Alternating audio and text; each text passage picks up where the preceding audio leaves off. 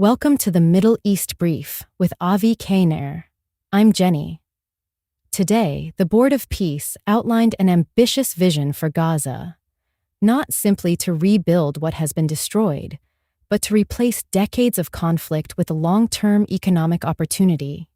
Could this become the turning point Gaza has been waiting for?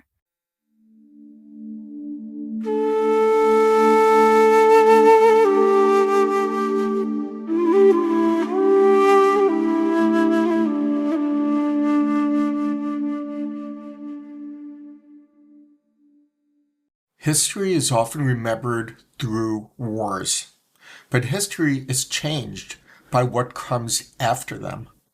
Today, President Trump announced what he described as a historic Gaza agreement, which includes complete disarmament of Hamas, ending the war, replacing armed rule with a Palestinian technocratic administration, deploying an international stabilization force, and begin rebuilding Gaza under the supervision of the newly created Board of Peace.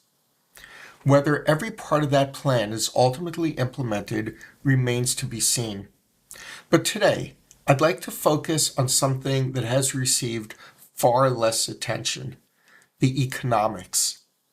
Because lasting peace is not simply a military achievement, it is an economic one. Before October 7, tens of thousands of Gazans crossed into Israel every day to work. Construction workers, farm workers, factory employees.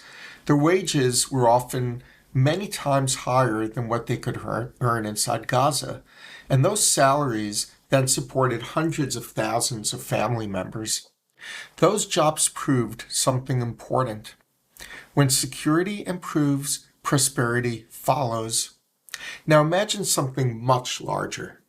The Board of Peace's reconstruction framework envisions more than $30 billion in investment, more than 400,000 new housing units, modern roads, electricity, water systems, ports, schools, hospitals, industrial zones, and most importantly, jobs. The plan projects the creation of 250,000 jobs within 5 years, while reducing unemployment from 80% today. Think about that. 250,000 jobs for a territory of just over 2 million people. That would fundamentally reshape Gaza's economy. But here's a lesson the world learned over the past 2 decades: that governments may rebuild, but private investors generally do not, if they believe another war is inevitable. Previous reconstruction efforts focused largely on replacing what had been destroyed. Yet relatively little long-term private investment followed. Why is that? Because businesses and investors need predictability. A factory is not built if investors believe rockets will return. A hotel isn't financed if another war could destroy it. Technology companies will not establish offices where conflict appears inevitable. Capital seeks stability. Peace is not simply a humanitarian objective, it is an economic prerequisite. That is why today's announcement is different. It isn't simply about reconstruction. It's about creating the conditions where businesses might actually invest, where entrepreneurs might actually build, where international companies might actually hire. The Board of Peace itself reflects that broader vision. Its leadership includes American officials and business leaders alongside prominent figures from the Middle East.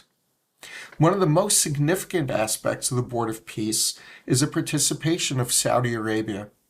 Representing the kingdom on the Gaza Executive Board is Adel Al-Jubeir, one of Saudi Arabia's most experienced diplomats and a trusted advisor to Crown Prince Mohammed bin Salman, and someone I've had the honor of meeting. His presence underscores that Saudi Arabia is not simply observing Gaza's future, it is helping to shape it. The United Arab Emirates, Rima al-Hashimi, Egyptian intelligence chief General Hassan Rashad, former British Prime Minister Tony Blair, and Steve Witkoff, Jared Kushner, Nikolai Mladenov, Mark Rowan, and others with backgrounds in diplomacy, development, investment, and reconstruction. The message is significant. This is no longer viewed as only an Israeli-Palestinian issue. It has become a regional project. Gaza's future cannot be built by one country alone. It requires Arab participation, international investment, private capital, security, and functioning institutions. Imagine what success could look like. Children walking to newly built schools, construction cranes replacing rocket launchers, cargo ships entering modern ports instead of smuggling tunnels carrying weapons, industrial parks employing thousands, technology incubators, universities, modern hospitals, small businesses, restaurants, hotels along Gaza's incredible Mediterranean coastline. Those images may seem optimistic today, but optimism is precisely what long-term investment requires. The alternative is repeating the same broken cycle of war, aid, rebuilding, war again. The Board of Peace attempts to break that cycle, not merely by rebuilding buildings, but by rebuilding incentives, giving young Gazans something worth protecting, a career, a business, a future. None of this will be easy. Hamas's disarmament remains uncertain. Implementation will be extraordinarily difficult. Trust remains scarce, and security challenges remain enormous. But history reminds us that every major transformation begins with an idea that many people initially dismiss as impossible. And if it succeeds, the greatest beneficiaries won't be politicians, they won't be diplomats, they won't be international organizations. They'll be the children of Gaza. Children who deserve the chance to grow up measuring success, not by the next war, but by the next job, the next business, the next school, the next opportunity. Perhaps that, more than anything else, is what peace should look like. This is Middle East Brief with Avi Kaner.